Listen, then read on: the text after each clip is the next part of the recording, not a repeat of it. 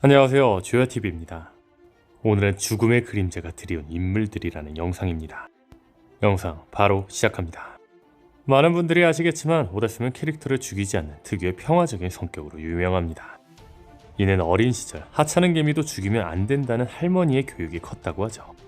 다만 사망이라는 극중장치가 스토리를 더 극적으로 만드는 만큼 최종막으로 가면 갈수록 많은 인물들이 사망하고 있습니다. 이는 흰수염 에이스뿐만 아니라 페드로, 야스이에, 슈텐마루, 이조, 코브라 등 사망자들이 점점 나타나고 있죠. 그런데 원피스에서 특히 선영이 사망할 때 몇 가지 특징을 보이고 있습니다. 첫 번째, 누군가를 위하는 사람들입니다. 흰수염은 마린포드에서 에이스 구출이라는 임무를 수행한 뒤 흰수염 해적단에게 자신을 두고 모두 떠나라고 했습니다. 도망갈 때 누군가 쫓으려는 해군을 막아야 된다는 걸 흰수염은 알고 있었기 때문이죠. 결국 혼자 남은 흰수염은 흰수염의 능력을 빼앗으러 온 검은수염 해적단에게 죽음을 맞이하죠. 또한 에이스는 아카이누의 도발에 말려들어 아카이누와 싸우던 중 루피로 노선을 바꾼 아카이누를 막다가 죽음을 맞이했습니다. 그리고 페드로는 루피 일행이 토트랜드 탈출을 하려고 할 당시 페로스페로가 출항을 방해하자 루피 일행을 탈출시키기 위해 페로스페로와 함께 자폭을 하며 죽음을 맞이했습니다.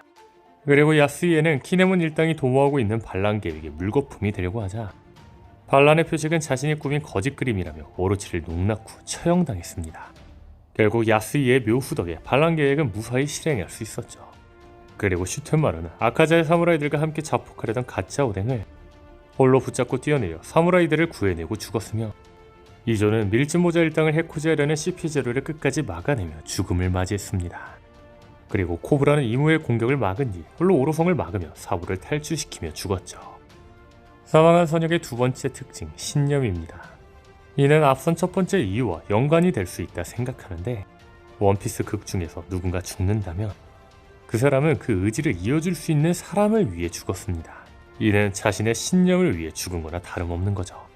실예로 페드로와 일족들은 세계를 여명으로 이끌 사람들을 수백 년 동안 기다리고 있었고 루피 일행이 이들이라 확신한 페드로는 자신의 신념을 위해 죽음을 마다하지 않고 페루스페로와 함께 죽었습니다.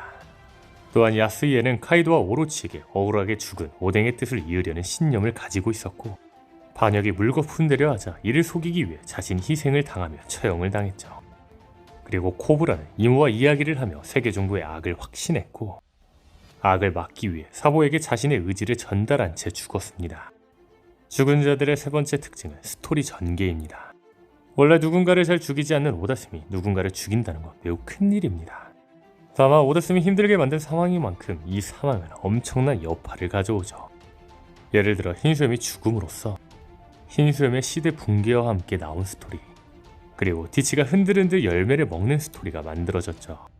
또한 에이스가 죽음으로써 루피가 성장하는 스토리가 만들어졌으며 베가펑크가 죽으며 공백의 백년의 진실들이 전 세계에 밝혀지게 되었죠. 이 특징의 가장 대표적인 자는 로저입니다. 로저는 20년 후 대전쟁의 사람들을 불러오기 위해 직접 자수를 하며 대해적 시대를 만들었죠. 이처럼 원피스에서 죽은 선역들은 몇 가지 특징을 가지고 있습니다.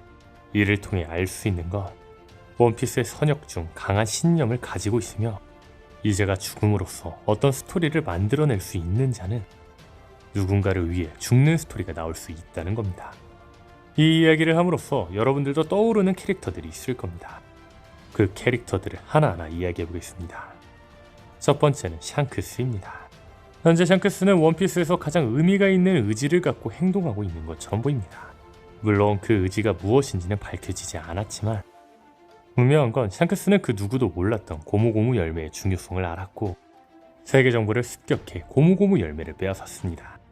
또한 조이보이가 나타나기 전 세계의 균형을 지키기 위해 티치와 에이스의 사이를 중재하려고 했으며 카이도의 정상결전 참여를 막고 실제 정상결전에 참여해 전쟁을 끝내기도 했죠. 아마 샹크스는 조이보이의 의지이자 로저의 의지를 잇고 있는 것처럼 보입니다. 즉 샹크스는 로저의 의지를 잇기 위해 죽음을 맞이할 수 있다는 거죠. 실제 샹크스는 해왕류에게 팔이 잘릴 당시 웃고 있었는데 아마 이는 동물계 악마의 열매 사람 열매 모델 니카가 루피를 선택한 걸 알고 있었고 이 의지를 위해서 자신이 잃은 팔은 아무것도 아닌 거라는 의미처럼 보이기도 했죠. 즉 샹크스는 자신의 의지를 위해 조이보이의 의지이자 로즈의 의지를 위해서라면 죽음을 마다하지 않을 거라는 겁니다.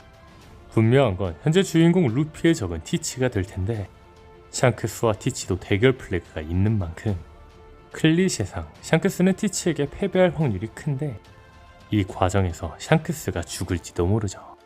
그리고 분명한 건 샹크스의 죽음은 엄청난 스토리 파장이 있을 겁니다. 두 번째는 레일리입니다. 로제 적단 부선장 레일리는 세계의 진실을 알고 있습니다. 다만 레일리는 조이보이에 대해서 로저나 샹크스 정도로 깊게 생각하는지는 알 수 없습니다. 하지만 분명하게 레일리가 깊게 생각하고 있는 신념이 있습니다. 그건 바로 신시대입니다. 레일리는 신시대의 앞을 막는 것을 극도로 꺼려하며 이를 도와주고 있습니다. 즉 신시대를 방해하는 자라면 누구든 상대한다는 거죠. 더 나아가 레일리와 루피는 2년 동안 함께한 사제관계입니다. 따지고 보면 루피 샹크스와의 관계보다 레일리와의 관계가 더 끈끈하죠. 즉 레일리는 자신의 제자이자 로제의 의지를 잇는 신시대 루피를 위해서 구시대인 레일리는 죽을 수도 있다는 겁니다. 게다가 오다스는 레일리가 티치와 직접적으로 맞붙으면 질 거라는 식으로 이야기를 했습니다. 다시 말해 레일리가 티치와 대결하는 스토리가 나온다면 레일리가 죽는 이야기가 나올지도 모른다는 거죠. 세 번째는 로우입니다. 현재 로우는 코라손의 의지를 잇는 자입니다. 로우는 로신한테가 도플라멩고에게 죽은 뒤 13년간 그의 수건을 위해 살아가기도 했으며 이 의지를 위해 로우는 온몸에 코라손의 하트를 문신으로 새겨두고 옷에도 코라손의 이름을 박아두기도 하였습니다. 물론 루피가 도플라밍고를 제압하며 로우의 수건을 해결했지만 로우는 코라손이 말해준 뒤의 기구한 운명을 알고 싶다며 목표를 이뤘음에도 앞으로 나아가고 있습니다. 즉 로우는 자신의 기구한 운명을 구제해준 코라손을 위해서 계속해서 앞으로 나아갈 거라는 거죠. 그런데 이를 알기 위해서는 조이보이의 의지를 따라야 합니다. 그리고 이 목표의 끝에는 조이보이의 의지를 잇는 루피가 있죠. 그런데 마침 로우의 수술수술 열매의 최종 각성은 늙지 않게 하는 불로 수술이며 니카의 부작용은 늙어버리는 부작용입니다. 즉 로우는 자신의 의지를 루피가 이어주길 바라며 루피에게 불로 수술을 시행한 뒤 죽을 확률이 크겠죠. 다음은 가프입니다. 사실 가프는 신념으로만 보면 누구보다 죽음 플래그가 높은 사람입니다. 가프의 신념은 젊은이의 미래는 무한하다입니다.